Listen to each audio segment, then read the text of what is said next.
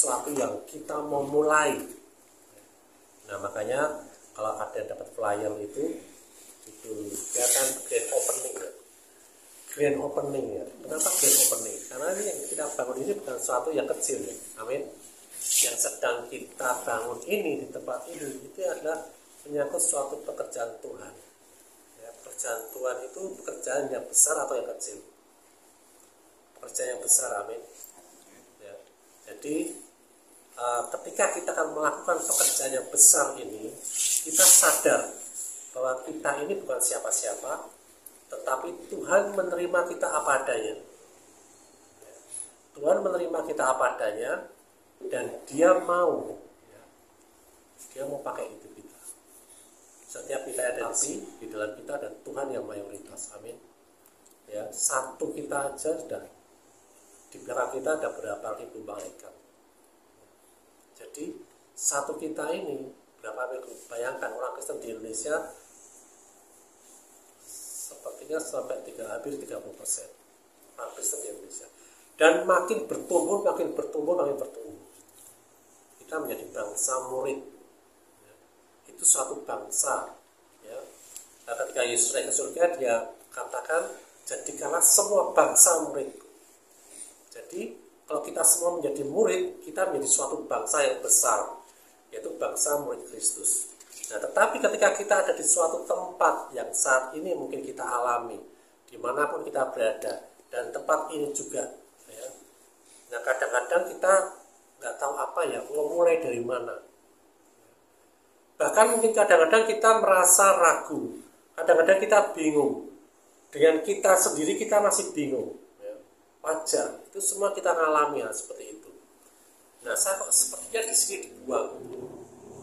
Sepertinya saya ini dibuang, sepertinya saya ini nggak ada harganya. Kok seperti saya ini ditolak. Ada sebagian besar seperti itu. Makanya mereka terus akhirnya mencari perhatian. Mereka berusaha eksis supaya mereka diterima di situ. Nah, tergantung siapa yang pegang mereka. Nah, saat ini juga banyak mungkin di antara kita, teman kita, saudara kita, keluarga kita yang mengalami hal seperti itu. Ada di suatu tempat, ada di suatu situasi, kondisi di mana kita merasa bingung, kita merasa ditolak, kita merasa mungkin kecewa, ya. Bahkan seperti kita dibuang dan kita nggak tahu harus apa-apa. Akhirnya apa? Kita menghibur diri kita sendiri. Oh ya, aku punya Tuhan. Terus aku berdoa sendiri sama Tuhan. Aku saat ini cukup diandung ya Tuhan, berserah sama Tuhan. Nah, tetapi Tuhan tidak mau hanya sebatas itu saja. Ya.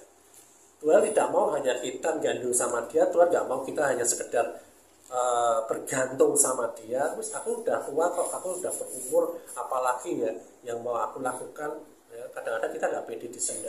Kita semua punya panggilan Tuhan. Amin. Ya, kita semua punya sesuatu yang Tuhan mau jadikan kita nggak sekedar biasa-biasa aja. Nah, kita buka di Yeremia 29 yang ini menjadi pegangan hidup saya ketika saya melayani dimanapun saja.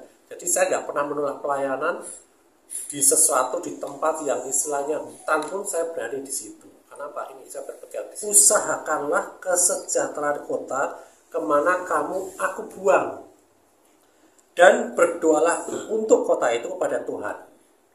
Sebab kesejahteraan kota itu adalah kesejahteraanmu. Amin. Siapa yang mau di posisi ini? Kalau kita mau jujur, siapa mau ada di posisi ini? Kita dibuang di sini. Usahakanlah kesejahteraan kota kemana aku buang. Lah, kita ini dibuang sama Tuhan di suatu kota, di suatu tempat, mungkin di suatu keluarga, mungkin di suatu pelayanan, mungkin di suatu bisnis, pekerjaan. Tapi status kita adalah orang buangan. Siapa yang mau ada di posisi?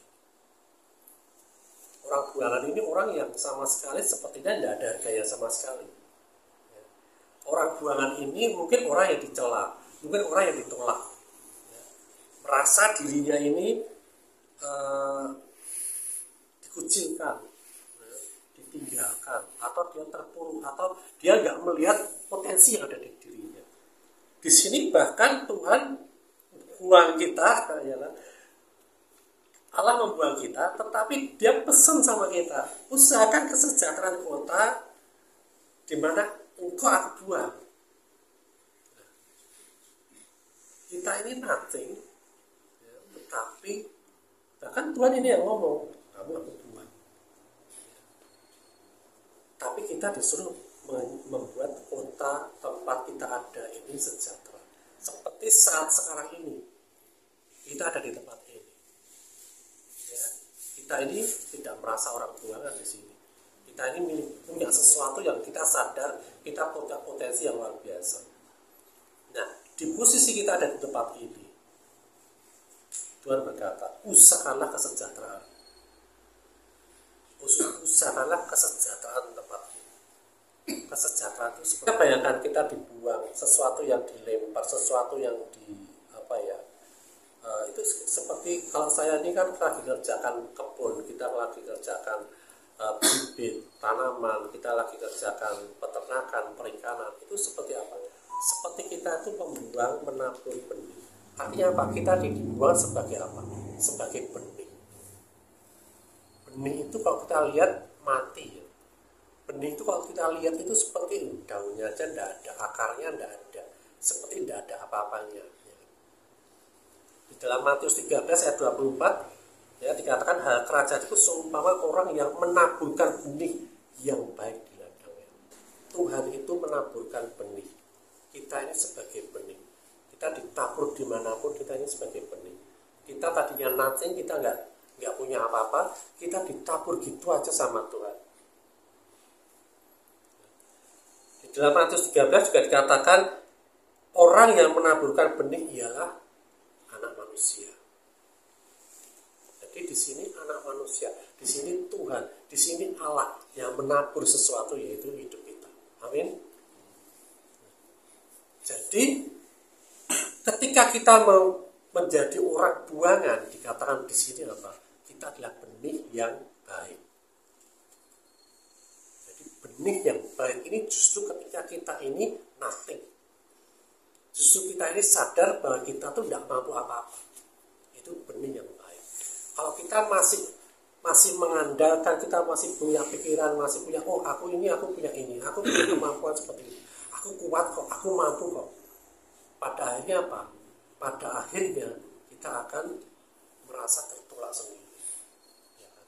Tetapi ketika kita merasa nothing, ya, kita merasa memang itu diberikan kepada Tuhan sebagai benih di suatu tempat, ya, kita murni hati kita.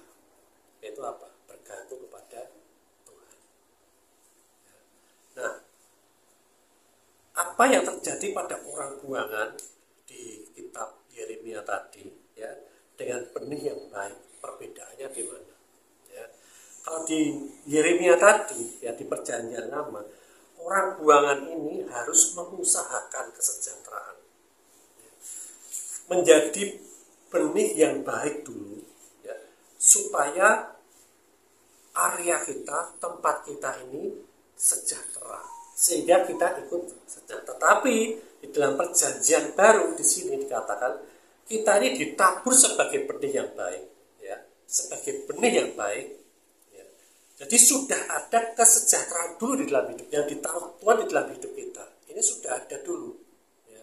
Kita sudah dibuat sejahtera dulu dan Tuhan, oleh Tuhan. Kita sudah diciptakan menjadi benih yang baik. Sehingga apa? Sehingga kita bisa membuat sekitar kita, kota ini menjadi sejahtera. Nah, ini perbedaannya di situ. Di dalam Perjanjian Lama kita harus bersikap dulu, harus mengusahakan dulu kesejahteraan di mana kita bekerja. Apa Perjanjian Lama berbicara tentang apa? Usaha-usaha kita. Tetapi di Perjanjian Baru ini berbicara apa yang Tuhan sudah sediakan dalam hidup kita. Di saat kita ini nothing, di saat kita ini tidak mampu apa-apa, Tuhan sudah taruh potensi-potensi yang luar biasa dalam hidup kita. Untuk kemudian apa? Kita mengusahakan kesejahteraan kota kita. Caranya bagaimana? Perbedaan caranya bagaimana? Ya. Nah, kalau di dalam Yeremia tadi kita harus berdoa dan bersekutu kepada Tuhan. Apakah sekarang tidak dilakukan? Sama. tapi ada bedanya. Ya. Di Yeremia tadi kita berkata berdoa dan bersekutu kepada Tuhan. Artinya apa? Kita bersyafaat untuk kota di mana kita ada, untuk kesejahteraan kota kita. Kemudian apa? Mengusahakan, artinya apa? Bersyafaat itu artinya apa? Mengusahakan ada hubungan yang baik antara Tuhan dengan kota di mana kita ada. Mengusahakan perdamaian antara Tuhan dengan penduduk, atau dengan kota ini, atau dengan pekerjaan kita, atau dengan bisnis kita. Nah, itu. Jadi kita ini sebagai pengantara di sini yang bersyafaat ya, untuk kota kita, untuk bisnis kita. Nah, perbedaannya apa di Perjanjian Baru? Ya, kalau kita lihat di dalam 1 Korintus 6 ayat 17. Tetapi siapa yang mengikatkan dirinya pada Tuhan, ya, di sini dikatakan ya dengan tegas sekali firman Tuhan. Tetapi siapa yang mengikatkan dirinya pada Tuhan, artinya siapa ini? Kita ini, ya orang-orang yang sudah menerima Yesus, yang sudah lahir baru, itu terikat, ya mengikatkan dirinya pada Tuhan. Dikatakan di sini apa? Menjadi satu roh. Menjadi satu roh, yaitu artinya memiliki persekutuan ya, dengan Dia, dengan Allah. Di dalam hidup kita ini ada roh kita, itu menjadi satu dengan roh Tuhan, sama dengan roh Tuhan, sama sempurnanya ya. Punya kekuatan yang sama, punya kasih yang sama, punya kuasa otoritas yang sama, punya potensi-potensi yang sama. Maka Yesus berkata, engkau akan melakukan pekerjaan-pekerjaan bahkan jauh lebih besar dari apa yang sudah aku lakukan. Nah, kadang-kadang tapi kita nggak sadari itu. Karena apa? Itu ada di dalam roh kita, tidak bisa kita lihat. Dan jarang diajarkan oleh gereja mengenai kuasa ini.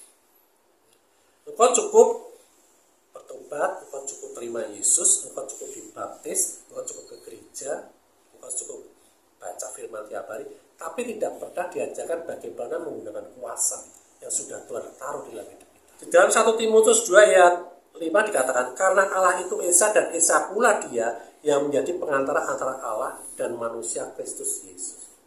Ketika di Yeremia tadi, perjanjian lama tadi, kita yang dibuang, kita menjadi pengantara antara kota di mana kita dibuang dengan Allah.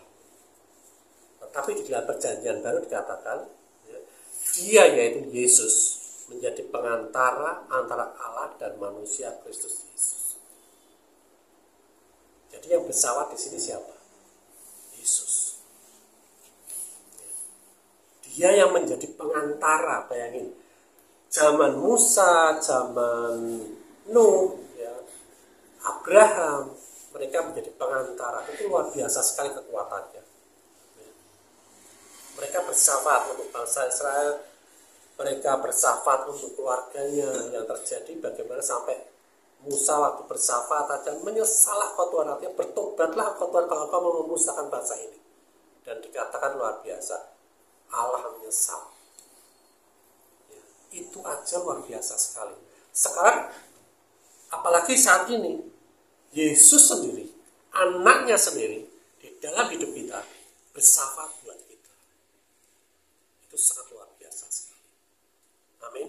Bagian kita terus berarti kita tidak perlu berdoa syafaat lagi dong. Karena sudah ada Yesus yang bersyafaat buat kita. Ya seperti itu juga. Kita perlu apa? Bersepakat dengan Dia. Ya. Kalau Yesus tahu kita membutuhkan sesuatu, kira-kira yang tahu kebutuhan kita ini kita sendiri atau Allah kita atau Yesus? Ya. Dia tahu lebih tahu dari kita. Amin. Dia tahu kebutuhan kita, Dia tahu masa depan kita, Dia tahu harapan kita, Dia tahu kebutuhan kita ingin apa, Dia tahu semuanya. Nah, kalau Dia sudah lebih tahu dari kita dan Dia sudah bersama dengan kita, tinggal kita apa? Sepakat dengan Dia. Makanya dikatakan, diajarkan di doa Bapa kami apa? Biarlah kehendak-Mu yang jadi. Artinya apa? Kita sepakat dengan Dia.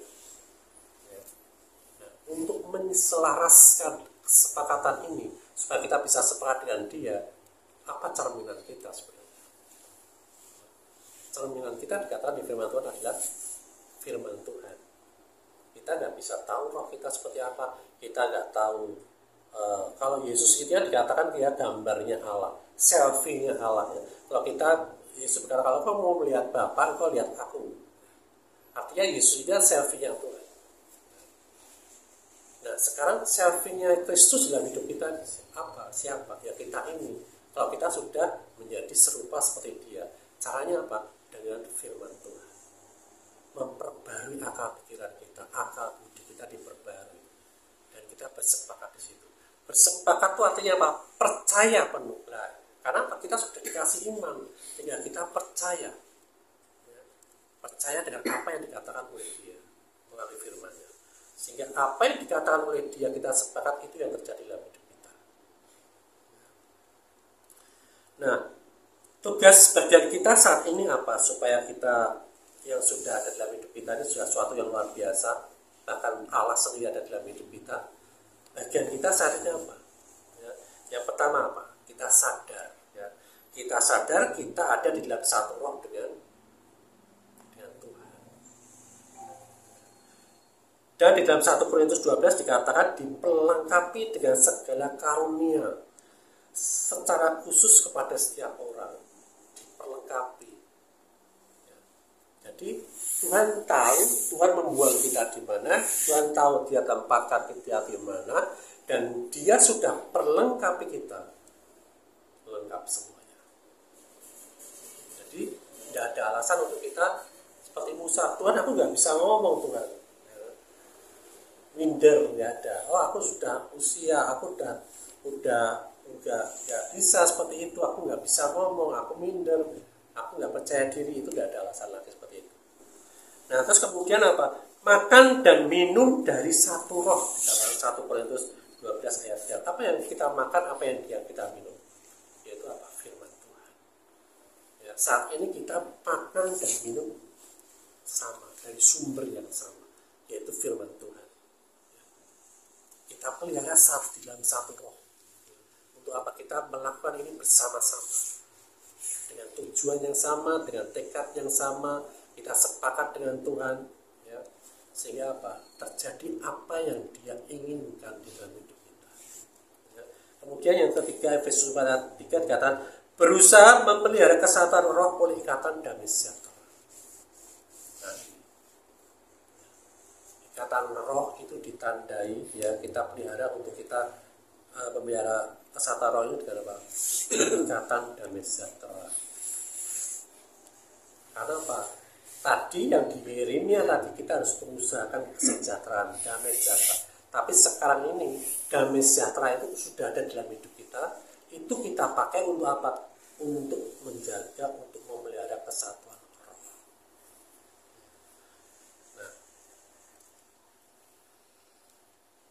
Nah sekarang kalau kita lihat di dalam Efesus 1 ayat 3 dikatakan gini. Terpujilah Allah dan Bapa Tuhan kita Yesus Kristus yang dalam Kristus telah mengaruniakan segala kita segala berkat rohani di dalam surga. Jadi sekarang kita fokus di sini. Ya. Dia tidak hanya sekedar membuang kita, tapi kita dibuang sebagai benih. Tidak hanya sebagai benih, tapi sebagai benih yang baik. Benih yang baik ini kita di dalam kita sudah dikaruniakan segala berkat rohani di dalam surga. Jadi sudah terjadi di sini, kita dikatakan dia sudah, karena Kristus kita ada di dalam Kristus, dia sudah mengaruniakan kepada kita segala berkat. Artinya sudah terjadi dan sudah kita peroleh. Kita tidak perlu mengusahakan lagi berkat-berkat ini, karena sudah ada, sudah kita peroleh. Seperti seorang anak dengan seorang ibu tiap hari masakin masakan sudah ada di lemari, sudah ada di meja, ya. Anak udah gak perlu lagi masak, dia tinggal menikmati. Sama, Bapak kita sudah sediakan semua berkat-berkatnya. Bagian kita apa? Ambil, menerima, mengucap syukur. Ya. Nah, karunia itu apa? Kasih karunia itu apa? Ya. Karunia itu itu suatu pemberian yang sebenarnya kita tidak layak menerima. Ya. Sesuatu yang hadiah yang diberikan kepada kita, di mana kita menerima itu gratis. Kenapa gratis? Karena kita nggak mampu bayar, harganya terlalu mahal. Tapi oleh Tuhan apa? Berikan kepada kita gratis. Makanya kita nggak bisa meninggikan diri sendiri. Kita nggak bisa menyombongkan diri kita sendiri. Kita nggak bisa menganggap bahwa kita ini luar biasa, sudah bayar harganya. Kadang-kadang kita ngomong seperti itu. Tapi sebenarnya apa? Itu semua sudah dibayar oleh Tuhan dan semuanya sudah lunas. Amin.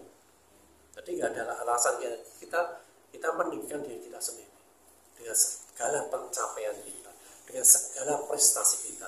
Kita hanya bisa mengucap syukur.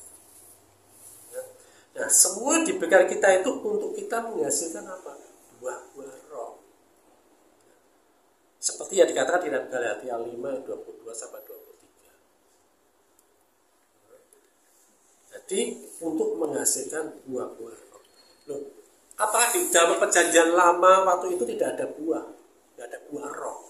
Ya, dikatakan di kitab Daniel ya, di sini di Daniel 6 ayat 3.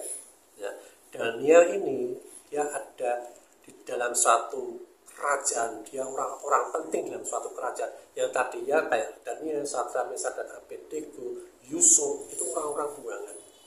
Ya, kita tidak tahu ceritanya. Ya, tetapi mereka mengalami promosi yang luar biasa. Ya, di sana dikatakan di Daniel 6 ayat 3, maka Daniel ini melebihi para pejabat tinggi dan para wakil raja waktu itu. Karena ia dikatakan di sini apa? Karena ia mempunyai roh yang luar biasa. Dan raja bermaksud untuk menempatkannya atas seluruh kerajaannya. Jadi dikatakan di sini mempunyai roh yang luar biasa. Tapi di sini roh di sini, terjemahan di sini adalah bukan roh yang tubuh jiwa roh itu yang saat ini ada dalam hidup kita. Tapi dia punya semangat, punya spirit yang luar biasa. Punya pengertian karakter yang luar biasa. Itu aja mampu dipercaya, mampu membuat suatu kerajaan, bahkan 4 kerajaan kemudian itu mereka itu menjadi berkat dari kerajaan-kerajaan itu menjadi kerajaan yang besar. Nah, apalagi saat ini kita punya 9 buah roh. Dikaruniai bermacam-macam karunia rohani. Jadi sebenarnya kita di saat kita ini sadar bahwa kita ini tidak mampu apa-apa, di saat itu juga sebenarnya kita tidak berhenti sampai di situ, tapi saat itu juga kita sadar bahwa kita punya potensi yang sangat besar untuk kita melakukan banyak perkara, banyak hal, tapi bersama dengan Tuhan. Bukan kamu yang memilih aku, kata Yohanes di situ, ya, tetapi akulah yang memilih kamu. Dan aku telah menetapkan kamu supaya kamu pergi dan menghasilkan buah dan buahmu itu tetap. Tadi dikatakan kamu aku buang untuk membuat kota itu sejahtera.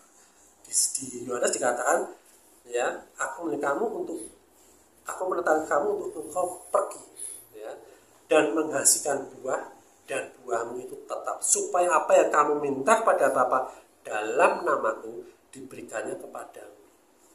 Ya, syaratnya apa? Buah itu dulu yang keluar.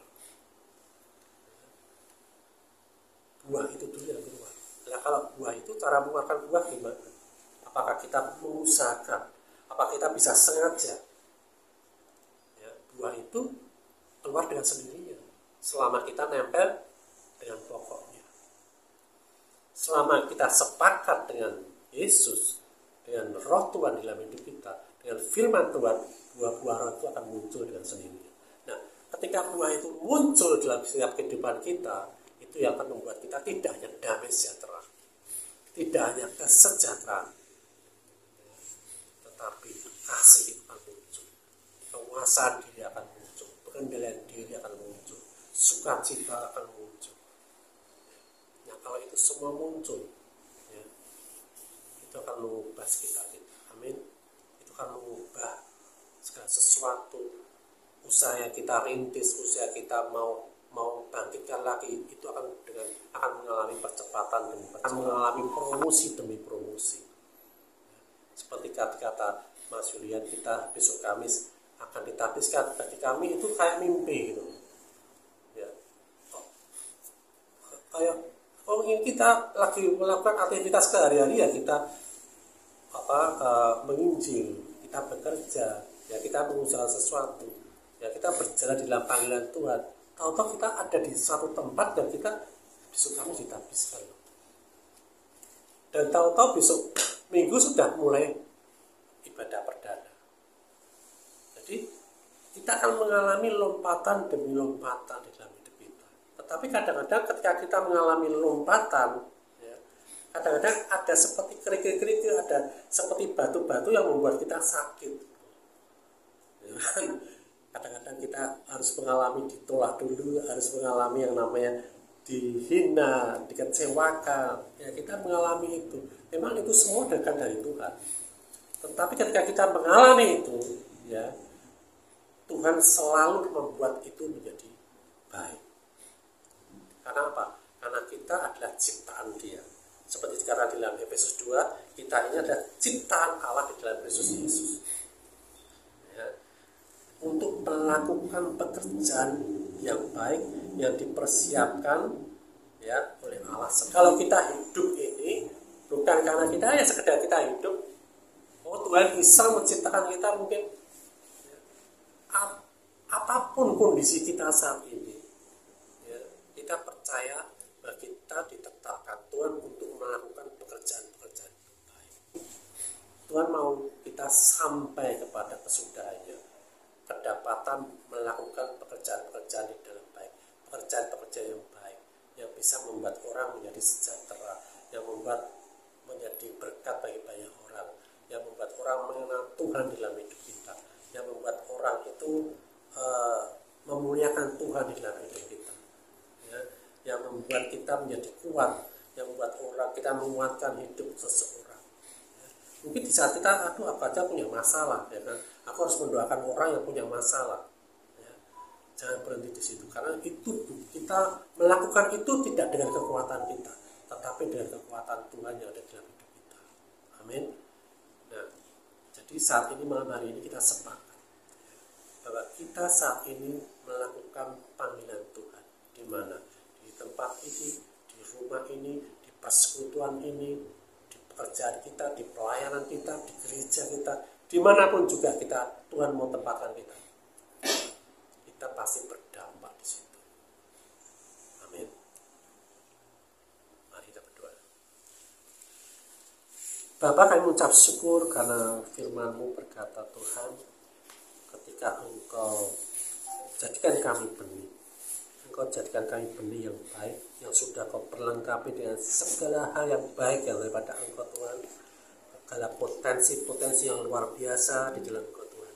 Saat ini Tuhan, kami hanya mau menyiapkan hidup kami, hati kami Tuhan, untuk kami sepakat dengan Engkau untuk melakukan pekerjaan-pekerjaan itu bersama dengan Engkau Tuhan, supaya Engkau dimuliakan Tuhan, supaya banyak orang mengenal Engkau Tuhan, supaya ada kesejahteraan di kota kami, supaya ada kesejahteraan di bisnis kami, di pelayanan kami, di gereja kami, supaya ada kesejahteraan di keluarga kami Tuhan.